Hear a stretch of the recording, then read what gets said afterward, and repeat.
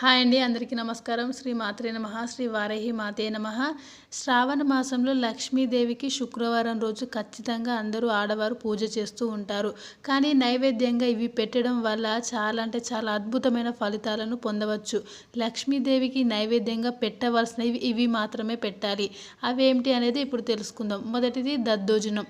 అన్నంలో పెరుగు కలిపి తాలింపు వేసి తయారు చేస్తారు. దద్దోజనం నివేదనగా పెడితే సంపద అమాంతం పెరిగిపోతుంది. రెండవది పరమాన్నం.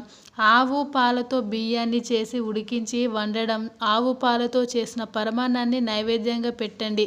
పరమాన్నంతో నైవేద్యంగా పెడితే మీరు కోరుకున్న కోరికలు ఖచ్చితంగా ఫలిస్తాయి. మూడవది పులిహోర.